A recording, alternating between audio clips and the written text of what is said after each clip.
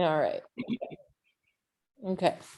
Okay, so welcome everybody. For some of you, this is session 2 and finding your way as an occasional teacher. For some of you, it's the first time meeting you, and we're so happy to have you here.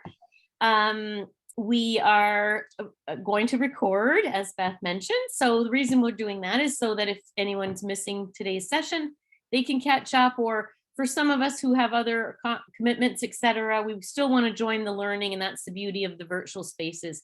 We can learn at our own time and any place, anytime that we wish. So we'll record. Not sure if we really need this slide. We used to need this slide before the pandemic, and now many of us are very familiar and have transferable skills about these virtual spaces. So we would love it to be informal. We would love to hear from you. So use your mic, use your chat. Love that you have your camera on. It's so nice to see everyone. So terrific.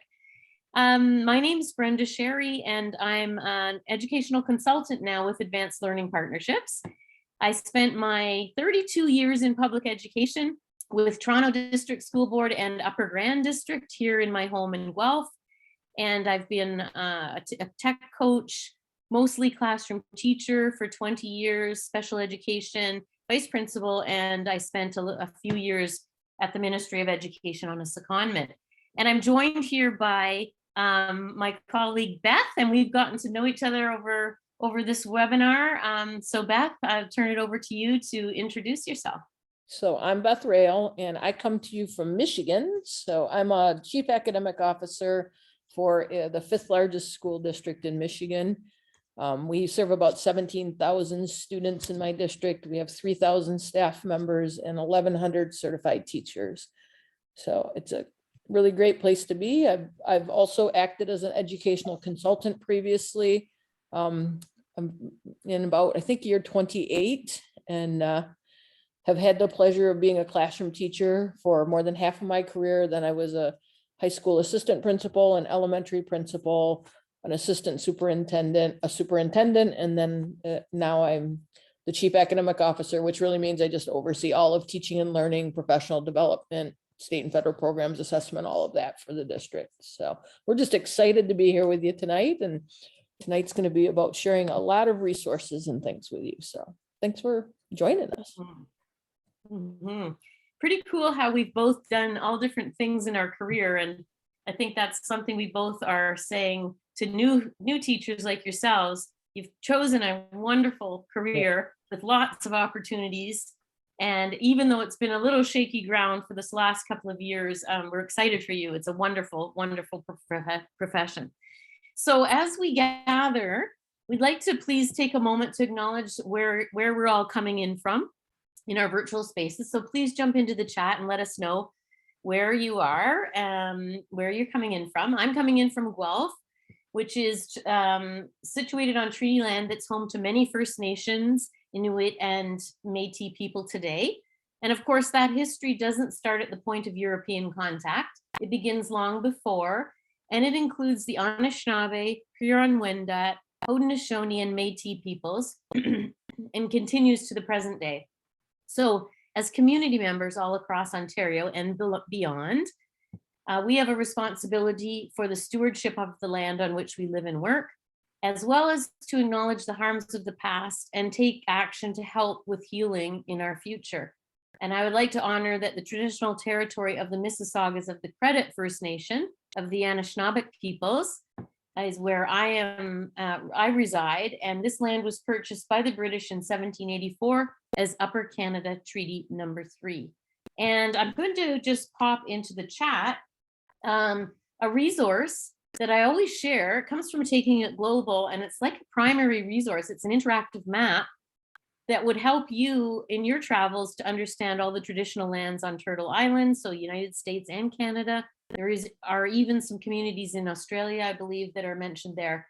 And just the importance of land acknowledgements. If you're ever creating them with students, there are some video examples there that are really excellent too. So just resource number 1. OECM is the organization that is bringing these workshops to you in partnership with Dell and Advanced Learning Partnerships, and actually to they created the content for the workshops through a focus group led by ALP and Dell Technologies, talking to educators about what they wished to be learning about. And so that's how we came to select the topics that we're sharing with you. I think we could go to the next slide, Beth. Thank you. And so as Beth said, we thought to ourselves, you know, last time, if you can catch the recording, last time we talked about a lot of the logistics of being an occasional teacher, what to expect when you arrive at the school, and lots of questions around what your day would be like and tips for success. Today, we thought we could have more of an exploratory time, give you time. Time is the essence that we don't always get to experience. So we thought we would share lots of resources and offer times to answer questions and have conversation together, so that you will leave with a toolkit of resources and a network of support, and maybe even a prize. That's possible too at the end. And we'll thank Intel for that because they're the sponsors that are including the prizes. So we would love to get to know you. And in so doing that, we thought we would use a little protocol that's one that you could take into the classroom as an occasional teacher really easily. And it is, we're going to ask you to share in the chat a glow and a grow. So your glow is something, it could be professional or personal, something that is something great that's happened to you recently, or a strength that you have as an educator, or a passion that you have in particular, something that really makes you happy. And a grow, excuse me, a grow, one thing that, something you're working on, something that if you had all the time in the world, you would be becoming a master at, or just even a question that you have that you'd like to improve upon. So a glow and a grow, if you could add that in the chat, or even grab the mic if you like. Some of us might prefer to type, and some of us might just prefer to grab the mic and share. And welcome, Kakashan. Nice to see you. This is a tough question. Is it a tough question, Jordan? Why? Is it? I don't know. I don't know what to say for a glow. Oh my gosh. Okay, so I've taught Jordan when she was a little girl in elementary school, and we know each other. Our families go camping together. So I could think of 4 different glows right now about Jordan Cousins. So I'm gonna hold back, but I hope you can easily figure out a glow. And I can model this for everybody if you'd like. So for me, a glow is that I love to get to know people, and I like to really listen to people's stories. And a grow for me, an area that I could spend some more time in and engage in more work around, is really thinking about how to continuously work as an educator on ways to meet the needs of students in different ways. So listening to students and doing focus groups with them to ask them what's missing for them. What are ways that they learn better? As we look at all of the different ways people learn, we know a lot of young people are visual and kinesthetic, but also just asking them and taking the time, because time is always fast for us. So a grow for me is ensuring that I take the time to get to know and listen to what our young people are saying.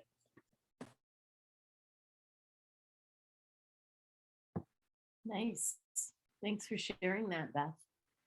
I noticed Amanda also chose prioritizing time as her grow, as well as getting outside in the warmer temperatures. Yeah, spending that time outside, doing what you love a little bit more. Good. Anyone else want to? I can Go just ahead. So professionally, my glow would probably be, I'm really passionate about special education, and I did my undergrad in therapeutic education, which is working with individuals with some form of exceptionality. And then I just did my last placement in life skills class. So I think that's a glow. I have experience there. And then a grow would be probably still trying to figure out the whole assessment piece of teaching. That's probably something I'm still working on. Mhm. Some of these things are lifelong career endeavors, I would say. Now that I've been at it for so many years, I think it's one of the most exciting things about this profession for me is just constant learning. And you can still be good at things and still get better. So, it's a craft, right? You're developing yourself, and there's always room for improvement. All right, Megan has finished her Spec Ed AQ. Congratulations this week. That's awesome. And she's starting to work in schools in person, so that's a grow. Right. Okay, so new ones, building new relationships in new schools you've never been in. That's a great one. And for our other Jordan Lundy, a glow for me would be building rapport with my students, and a grow would be focusing more on community work. Okay, nice. Super connections to experiential learning there that we'll have opportunities for, Jordan. Awesome. All right. So what we thought we would do is provide kind of like a sandbox where we show you a few resources and then spend some time, set a timer, and give you a chance to go off and play and search and look at them, and then come back with something to share. All right, back to the group, just so that we can kind of collaboratively boost our brain power in a collaborative way, because the more people searching and looking at things and noticing will help us all. So the first few are from some Ontario sources. So Beth is going to she's going to take us for a drive here and open up some of these resources. So I'm happy to just let you go wild here, Beth. So one, I picked a couple that came through my Twitter personal learning network recently. And the thing about being in a personal learning network and following other educators is you get to know trusted people in other districts who create great things. And this is Melissa Dent from Lambton Kent District School Board, who works a lot in virtual spaces. And she's created this amazing resource curating all different things for teachers in Ontario. So while I haven't explored every resource in here, I know where it's coming from. And I know these are teachers that would have, in general, some similar goals and access to resources that we do. So French, curriculum specific. There's a lot for math here, for science. You can go by subject area. You could also go by STEM or coding, and you could be searching, Black History Month. We've got Indigenous resources. So really, really rich site that Melissa has spent a lot of time putting together. So that's one. And then what TDSB has shared, and this is, districts didn't always share their resources so widely as they have since the pandemic. And boy, that we're really so appreciative of their generosity in that way. So this is an example of, and this is one grade level slice. Like I think they have also set older student and younger student resources, but just examples of, well-being, social emotional learning activities that you could pull from for a toolkit. So some of these would be things that you could do, your first time meeting a class, and then other times when you're talking about building those relationships, like you've all mentioned, you could follow up with some of these well-being and mental health activities as you get to know a class or a school that you're working in. So there's that one. And then in the chat are the links to the sites too. So they're on the slide deck, but I put them in the chat as well, so that when it's time to explore, that you'll be able to explore them through there as well. Okay. The other one, I am always friends with teacher librarians. I think in my next life as a teacher, I should come back as a teacher librarian. I know not every district has them, but this is a digital librarian survival kit, and don't be overwhelmed, but it's magazine style, and there is a ton there are a ton of resources here for you, all about books, but also about digital tools, how to do, you know, escape rooms online, all tips around using Google Slides.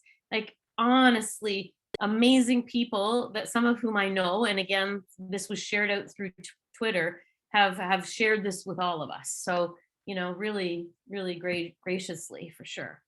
A lot of how-tos there.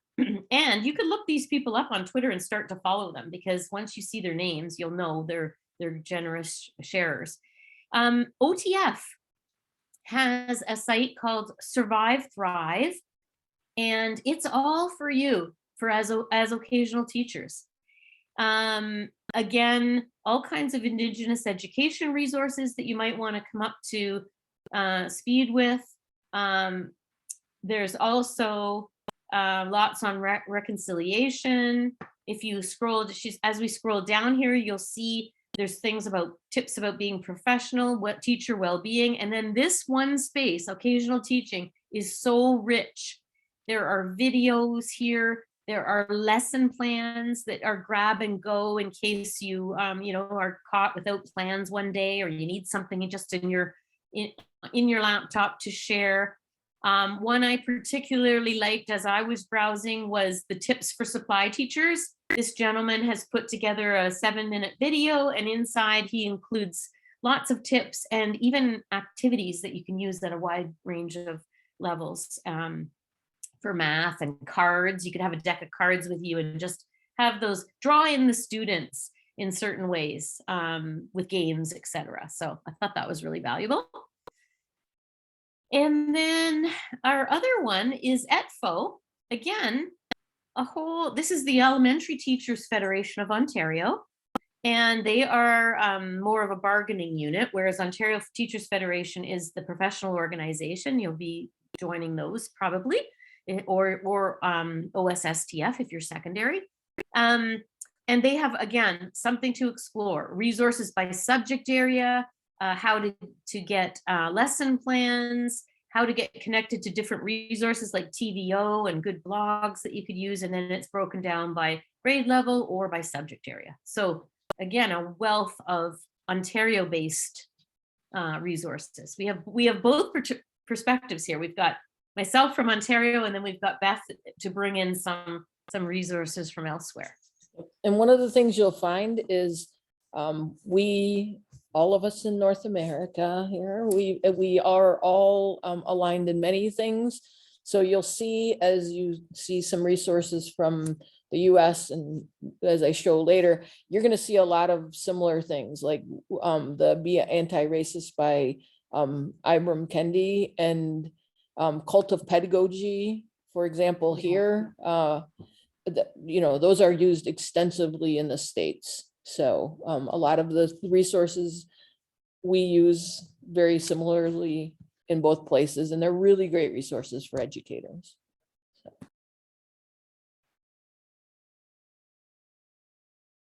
Okay, and then the other thing to know about are subject associations in Ontario. So hopefully you would, we talked a little bit about this last week, but hopefully you would have some experience when you're in your content areas in the faculty, but every subject area connects to the ministry as a subject association, and they aren't, they're not governed by the ministry per se, but they are connected. So when the ministry needs a voice on different mandates, or if they're creating policy, they connect with these folks. So the federations have put this together, and they will often have conferences and workshops and virtual things related to their subject area. And the last resource is called EduGains. It's from the Ministry of Ontario, again, showing all kinds of ministry licensed resources, assessment, special education, kindergarten, science, math. And so this was one. A couple of the websites have been disbanded since the government changed, but this is one that is still here. And so I know that that a lot of the people were working on keeping this up to date when I was at the ministry. So it's another resource that you should know about. Okay. explore time number one. Now, Beth, what do you think we should do for timing? Because I'm happy to set a timer so that we don't get lost in, because there'll be great resources. What do you think? How much time should we provide? Shall we take maybe about, it's 7:22, so maybe 8 minutes and then come back together? How's that sound to everybody? Thumbs up, sideways, thumbs down? All right, let's take about 8 minutes and then we'll come back together. And what we're gonna do then, just to foreshadow, is we're gonna ask you to share something that you've found. What did you find that's really amazing? What did you find that you really liked that you want to share with the greater team? So, All right. all right. We'll be here, but we're gonna mute. So you can feel free to leave your camera on or turn your camera off. And we'll let you know when our minutes are up.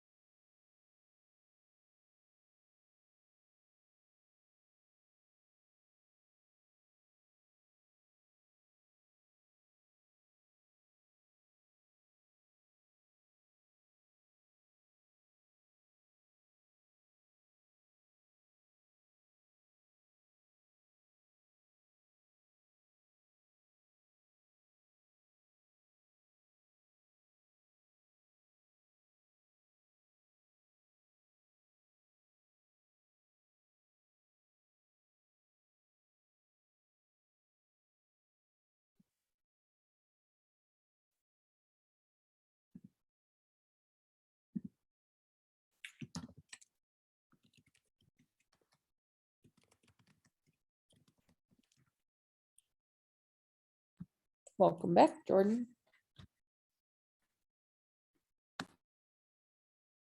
All right.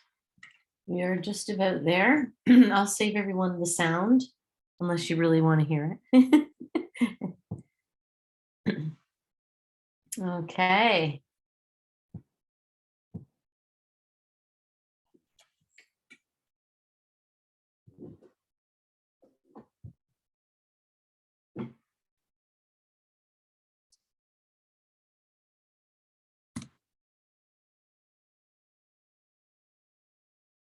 We were just talking in the chat here a bit that Megan, speaking of Twitter, Megan heard about this on Twitter, and honestly, you don't even really have to do a lot of posting yourself, as she's pointed out to me, in order to learn from others on Twitter. You don't even have to have an account. You can just search groups of people on Twitter, like Ed Chat or Aunt Ed is one that is big. So many people are generous in sharing. It's a great place to learn. All right. So we would love to hear what, I mean, Beth and I we've learned things today from each other, really cool things. So, sharing is a big part of what you're going to do. It's all those little tidbits that you're going to take that just make your practice even better. And we're constantly learning, even 30 years in. So it's great to be sharing. What did you find? Who would like to go first? Something you found that you really thought was pretty valuable that you would carry forward?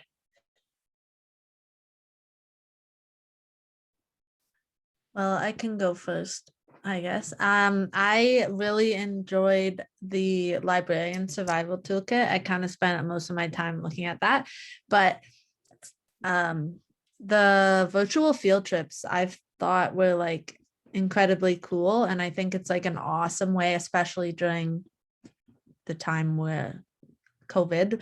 But even not like, even outside of COVID, like you obviously can't go to like France and Brazil like she did, but I think hosting these like live virtual tours even in your classroom so they can all go together is like really cool. Like there was just like some cool things that she could like explore, and like there was like a bunch of Google things that I've never heard of, like Google Arts and Culture, Google Tour Builder, and Google, like I know Google Earth, but it's like gotten more advanced and stuff. So I thought that was something that I will probably bring into my classroom moving forward. Nice. Yeah, and over these past 2 years, everybody has made sure that they have virtual options. So now your options are even bigger as a teacher to use that computer as a portal to the world, right? Awesome. What else? Thanks for sharing, Jordan. What has somebody else found? I looked through the virtual teacher resource, but I also kind of came to that same conclusion where I found the website Exploring by the Seat, which is a live field trip idea as well. So I think having that synchronous component for students is key. There's a difference between watching a recorded webinar or whatever it is versus having the opportunity to ask questions. So I think that's something I'll definitely have. And it seemed like they had sessions quite frequently. So even in occasional teaching, if you weren't sure what to do, they might have something going on that day. So it's a good thing to keep in mind or to add to your calendar. Very nice. And just fun fact, Joe, who started that, is a Waterloo teacher. He's an Ontario teacher who applied for a fellowship as an educator with National Geographic and started Exploring by the Seat of Your Pants. So pretty cool. Homegrown star, rock star. So yes, a great idea to join in. Or even, you're always looking for ways to contribute extracurricularly. So sometimes you could, as an occasional teacher or an LTO, have sessions like that where there's a special event. You team up with another teacher and show them how you're doing this. So pretty cool. Okay, someone else, something to share? I was looking at the VTR also, and I went straight to the French resources. And then that took me to one website in particular, and she has an enormous amount of stuff that I got stuck in. And I know that I didn't look at everything, but what I liked of the things that I was looking at were, it's almost like what like a number talk would be for math that I've used in French classes as well. Just like almost like morning work or bell work or something like that, some little visual that you could use in a French class specifically, but you could adapt the idea for whatever to just a discussion. So getting the students discussing whatever it is. And what I really like about that is that you could use it in almost any level. They just talk at whatever level they're capable of talking. And you could totally put it in your toolkit for something to use if you get your own classroom or whatever the situation is, because it is not at all just a game or just like, it's just going to be good for so many different things. And there were at least a dozen there of different stuff that I haven't really seen before. Great. A lot of bang for your buck, right? Like, because you're going to need things in different subject areas and different grade levels, and sometimes kids will finish early and you're going to need 15 minutes and you want to have a valuable discussion, like you'll have that to pull from. Great. Anything else? What else could someone share? I was taking a look at the student voice resources on EduGames, which I thought was like really interesting. I think as educators and adults, we kind of assume we know what to do when we want to start up those sorts of clubs, but we don't always have all the answers. So it's really nice to have some of those resources to be able to know how to start that kind of club in your school. And I think it's really important to teach kids that their voice does matter and they can make changes. So that was really interesting for me. Nice. Great, Jordan. Thank you. There used to be grant funding that was attached to that too. So hopefully that's still going on. Thanks for sharing.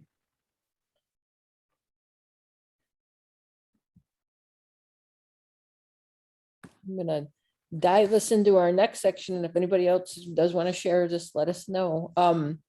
We're going to talk a little bit about something you may or may not have ever heard of called open educational resources. So is anybody, if you want to give me a thumbs up if you've heard of it, if you haven't, that's okay. It's not something that you often have heard about. You may have heard the term and you may not have. So I'm just going to share with you in brief what they are and what's different about them than other resources. OER are free and openly licensed resources that are in the public domain. So what makes them a little bit different is the plethora of resources that are out there. So everything you see on this slide and more is available as an open educational resource. But what really makes them different is this. There's something called the 5R permissions. You have the right to retain them, which means you can keep them forever. Don't have to pay for them. 0, free. Free is one of our favorite words. Free and high quality, which are our two favorite, terms together. You can reuse them in a wide range of ways. You can revise them. This is where the power of OER lies. You can adapt, modify, or improve them. So often when we get resources, what happens is we get a text or something, and it's copyrighted, so we have to use it as it is. Openly licensed open educational resources, we can revise them, remix them. We can make them adapt to the needs of the students that are sitting in front of us. We can combine them together. We can share them with others. And that also means not just in a virtual environment, but we can make copies of them and share the physical copies with kids. So how is it different than just free? Think about free as, I like to use the term, like free as a puppy. I love dogs. I'm a dog lover. And people go, oh, I'll give you a free puppy. And you're like, yay, it's a free puppy. But there's a lot of things that go along with a free puppy, right? You have to feed it. You have to take it to the veterinarian. You have to do all these things. So it really ends up costing you something. Many times in education, people will give us free copies of something. And then we find out, oh, if you want this extra add-on, you've got to pay for it. Or, oh, it's only later, that was really a trial version and it's $1 a student or something like that, right? And so as we think about those things, that's really not free.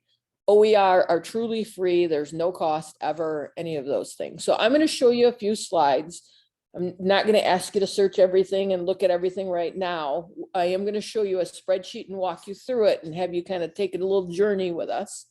And then after the webinar, we're actually going to PDF this and send it out to you via email. So the whole thing, so that you'll have all these links later as well. One thing you can do that you may not realize you can do is you can search Google for licensing rights. And you do it by going through the Google Advanced Search, click on usage rights, and it'll pop up all of the usage rights for anything that you want to search. This is a really nice thing to do with young people because you help them not violate copyright. There's a number of different repositories and general collections that help you search for things as well. Now, keep in mind, when we look at standards in these types of things, they're most often US standards and stuff. But here's an example of OER Commons. And if you look at OER Commons, you can search by subject area. So let's say we want to do a English language arts and we want to do a lower primary. We can search and we can find hundreds of things that are aligned to help students with early literacy. Same thing with all different grade levels, all different subject areas. I'm going to take us to, and after the webinar, if you want to spend a little bit of time on each of these, just kind of exploring and diving a little more deeply, but I'm going to take us in a minute to an OER database. And there's two different ways you can get in here. One is through the link on this slide, which will take you to the home page, which will help kind of walk through how to navigate the actual site. So if you're unfamiliar with Google Sheets, this would be where you'd want to start. If not, you'll start here. And this I'm going to put in the chat for you. Oops, I'm going to put it in the chat if I actually click in the chat here. There you go. And what we're going to do is I'm going to walk you through what's at the website, at the Google Sheet itself. So if you would on your browser, if you could open up that Google Sheet, I'm going to walk through kind of together with it. So if you want to open it up, and if you just give me a thumbs up or say okay in the chat, so I make sure you can get in there okay. All right. If you have any challenges with doing so, let me know. I'm going to walk through what's here a little bit. And I'll do that through linking it into the slide first. To navigate here, you'll want to go down to the bottom tabs, and you'll notice from left to right, there's multiple tabs with lots and lots of things. just like you just saw when you looked at some of the other resources, this is like a rabbit hole. You could spend the rest of your life just searching everything in here. So I'm not asking you to do that. And we don't want you to get overwhelmed. But what we want to show you is there are a lot of free resources available for you for just about anything you're going to look for. My recommendation to all educators is don't pay for anything if you don't have to, because there's likely a free, high quality version of what you're looking for if you know where to find it. And this is how you can find it. So we'll start from left to right. So you'll see image resources, then videos, but you'll see down here there are a number of different tabs. So I'll just kind of walk through using this slide deck what's here. On the first tab to the very far left, you're going to see image resources, open images. Two areas that people often kind of have challenges around copyright are images and music files. So when we teach young people about digital citizenship, it's nice to start from sites that have openly licensed images for them. One of my favorite ones, for example, is on this sheet, is called Pixabay. If you click on Pixabay, you'll find 2.5 million high quality stock images that are shared with all true open license. So whatever you want to do, let's say I like lions. So let's say I want images of lions. I can download any of these images. I can do anything with them. I can revise them. I can cut and paste them into anything. I can crop them. I can put text over them. You know, there are thousands of images, many museum quality images. Everything This is on, my- go ahead, say it. Yep. This is one of my very favorites too, Beth. I swear I'm on it every day because Yep. I'm going to grab something fast. Yep. I go to Pixabay. Yep. Every image on this slide actually came from one of these sites. So when you think about the power of visual imagery for students, you know, just looking at, for example, the skeleton of a seahorse, it's kind of fascinating to me. I was like, I love this picture, right? And so when you think about different concepts, visual imagery helps young people and helps us as adults. So just there's a wonderful way to tell a story through pictures. As we work from left to right on the slide, on the Google Sheet, so in this case, the second one over, you're going to find video resources, tons of different videos, everything from cartoons through historical context videos through like in this case over here where you see the neuroscience of imagination. There are also, you know, learning videos on all different things. Because they're openly licensed, you don't have to watch the whole thing. You can clip 30 seconds out of it and embed it into something that you want to use in a platform or something like that. Continuing across, you're going to find open audio resources, sound files, music files, all of those different things. Free books in the public domain. There are millions of books in the public domain that you can use at no cost. And if students that you're working with have a digital device, they can download them onto their digital device and then they can print them off. You can write on them. Often in schools, I know in our case, when we buy trade books, you know, like a paperback version or a hardcover version, we don't always have the ability to have students write in them because we don't, you know, it costs a lot, right? So you can download and print off a PDF of them and students can write in them, highlight them, all those different types of activities. Online lectures and courses. One of the things that's fascinating to all of us in education is we can say something to young people. They look at us like, you know, what? Someone else walks in the door, says the exact same thing, and they're like, oh, I get it, right? So it's sometimes hearing it from a different voice or seeing it from a different person. So using a clip to re-anchor for students what you've talked about is often powerful. This is one of my favorite areas, interactive simulations and game-based learning. I'm a gamer and I love to play games. So there are examples of all different types of online gaming activities that teach concepts and skills about different types of content. So kids can play an online game that helps them understand a number of different things. And it's all about teaching and learning. It's not just about playing the game. So Greg Tang Math, an example. So you can play different tutorial games and all different literacy levels and all the different levels for students to, enjoy learning and have it in a fun way. These can also be sent home for additional support for students, all of those things. Lesson plans, textbooks, so much more. As you work across the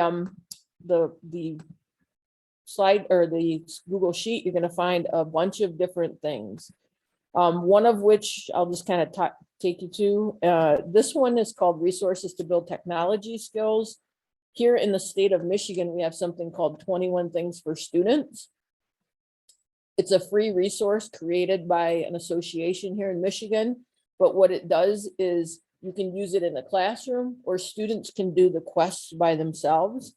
And it takes young people and teaches them things like, how do I use visual images well? How do I engage differently? And it gives them little tasks that they do. It helps them build those skills, and then they can learn, and also they earn certificates and different things. So they can do them individually, or you can do them with groups and in full time and stuff. So I'm going to give you a few minutes because it's 7:49. So let's just take about 5 minutes to explore a little bit in the Google Sheet. Try to find one thing that you find of interest out of the hundreds that are there, and just come back and we'll share out a little bit what we find. Questions before you go? We'll be here if you need us.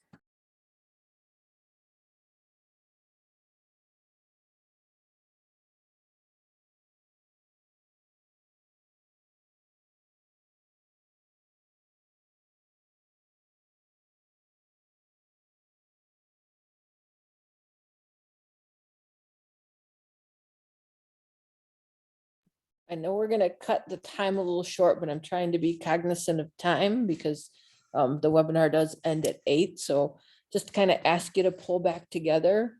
And if you just want to post in the chat, maybe something you found instead of unmuting and stuff, we'll just kind of share something real quick there because we have something fun to do with you. Amazing collection of resources, Beth. Wow. Especially the audio ones. I did a fair bit of podcasting when I was teaching, and Purple Planet was my favorite audio space, but it's not really available anymore. So I'm gonna look through all those new ones.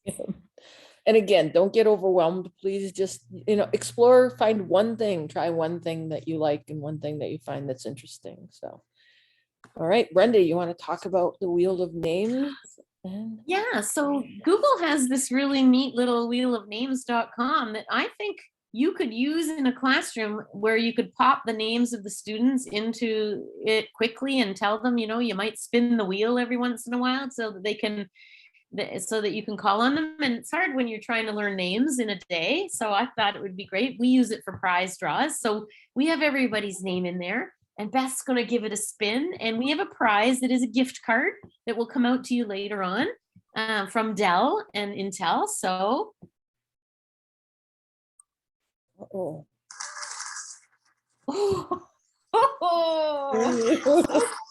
Our Jordans, our two Jordans together. We got, so congratulations, Jordan Lundy. You got it. Okay. Congratulations.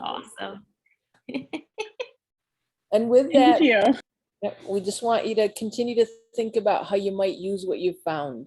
Last week, or was it last week, 2 weeks ago? I don't remember. The last time we met with our first webinar a couple weeks ago, we talked about having tools in your toolkit as an occasional teacher, and when you move into a full teaching position in the future, and thinking about having resources to use to fill your toolkit. And hopefully you'll find some things today that help you with that. So before we wrap up here in a few minutes, what questions might you still have for us that you might want answered before we kind of move forward and ask you to give us some feedback about the webinars and resources and what you found? So we're going to pause for a minute and see what questions you might have. This one's, I guess, a little bit more logistical, but I missed the last session and I'd love to watch that recording. Is there a way we can access that? So there is, I think what's happened, I noticed they don't go up right away, Amanda, so I'm going to be emailing all of you out that PDF that Beth is going to get ready. And in the meantime, I will talk to Dean, who's the organizer, and find out where that recording is and how we can get it to you. And if it's easy, I'll just pop it in for everyone, because we had 2 of you were here the first time, but others missed that. So if I seem to notice that it takes a while to get posted. It's really on the main website, but they're not all there. I think it's because they have to hire someone to do that part. So it just takes a little while. I will check right now though. And one thing to Thank note you. too is our email addresses are in this webinar too at the very beginning. So anytime you need any assistance, have questions and stuff, we're available for you to get support, because we're all in this together. So, Maybe Any we'll other- put that in again. any other questions you might have?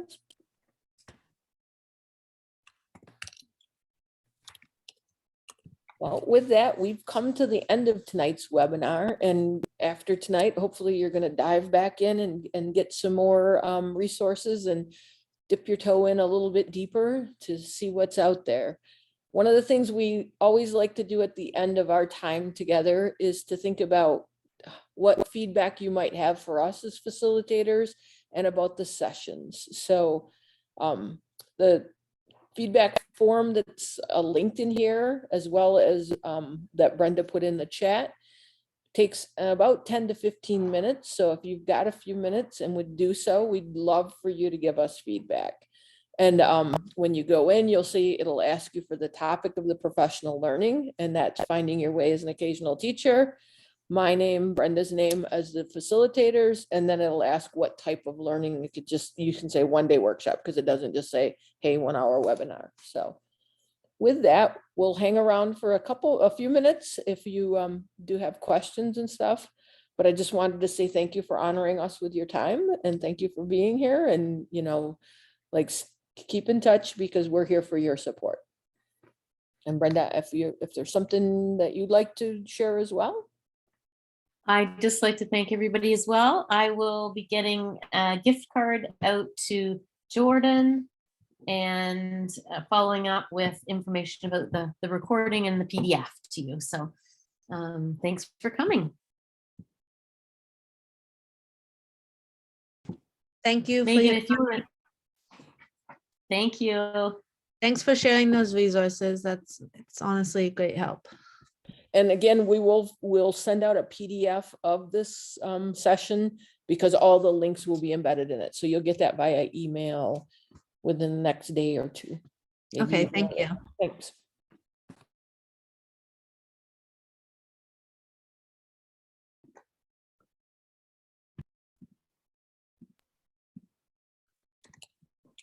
All right, bye, Brenda. Thank you again. Hi, Jordan. Cool to see 2 Jordans spelled the same know. way. I Driving never to- see anybody with the same I know. spell. So I that's know cool. you guys are gonna have to give each other your contact info. You're gonna become like new best friends, right? Also in the Upper Grand area, like I'm from Orangeville, so my Oh. placements have been in Upper Grand, so Nice. very Wow. cool. Small world. Wow, Guess. that's great. Small world. Okay. Have a good night, everyone. See ya. Good night. Good night, Jordan. See Good you. night. Thanks so much. I just wanted to stick on for a quick second if you have a chance. I'm in the process of applying for occasional teaching roles. So I was just wondering if you had any advice on that front. I know that's not the topic of the webinar, but Yes.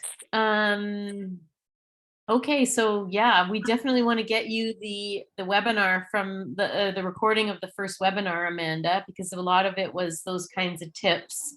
And I mean, you're going through the formal process where you're applying. Is it still the application online? yeah, so right now it's the typical applied education. I'm looking mostly to apply to secondary supply rosters. So most of them are pretty typical, 2 references, cover letter, resume. Just if you had any idea from, I know you're both have been in the administration roles, so if you have any tips on how to stand out or how to even get to the interview process, make it through the crowd. Yeah. Do you want to, can I go first, Beth, or Yeah, go you want to ahead. go first? Okay. So I know, just probably what you already know about being diligent around doing exactly what they ask you. I'm just looking